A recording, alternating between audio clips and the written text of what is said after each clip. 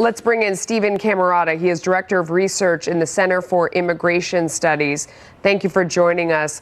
What's your take on this new solution from Mexico and from the UN to set up these camps on the southern border and to process people there with the UN there to see who has true refugee status and what's the best way to solve the problem?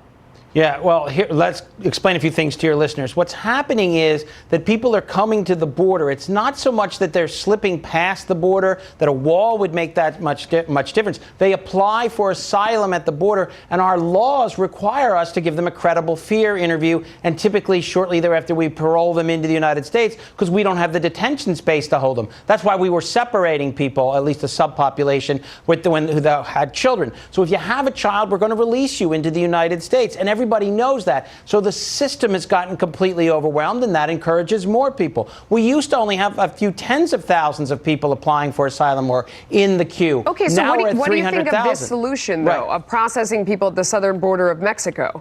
Well, we'll see. That might be the cooperation of Mexico, and this is important, can be enormously helpful, because if Mexico heads them off, all the loopholes and problems in our law don't manifest themselves. So that could be helpful. We know that the vast majority of the people would not qualify for asylum in the United States, or in Mexico for that matter, because what they mostly are people, understandably, looking for a better life. It's why they go through Mexico instead of applying for asylum there, because they want to come to the United States for a better life, not because they're coming out of a fear, that they're going to be killed imminently, which is what asylum is supposed to be for. Bottom line is this could be helpful.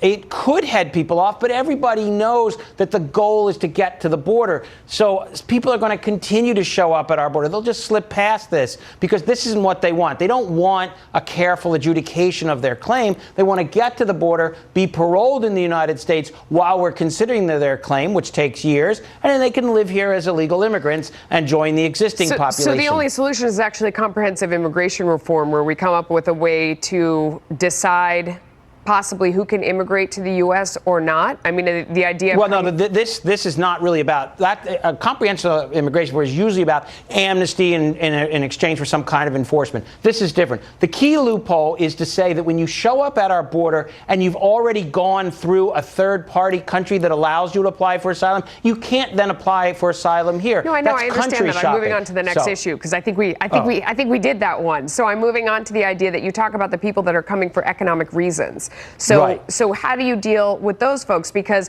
we do have a lot of open jobs. We've always been a country that wants immigrants. The president says himself, we want immigrants. We just want to pick the people, or we want to have some sort of vetting process so that we know who's coming.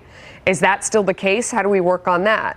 Well, right now, we're already letting in 1.1 million new legal immigrants a year. There isn't much public support to increase that number. In general, the tenor of the debate has moved towards being more selective, not unskilled workers. Half the people who come from Central America haven't graduated high school in their home country. Only about 8 or 9% actually have a college degree, if that. So it doesn't look like we can come up with a way of letting all these unskilled folks in. The research shows it tends to lower wages at the bottom end of the labor market, and less educated people, even though they work, tend to use a lot in public services and not pay that much in taxes, reflecting their income.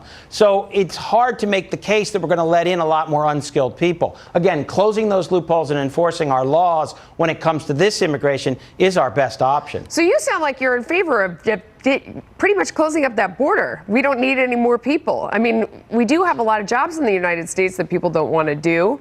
There are unskilled jobs here that are left open. Right?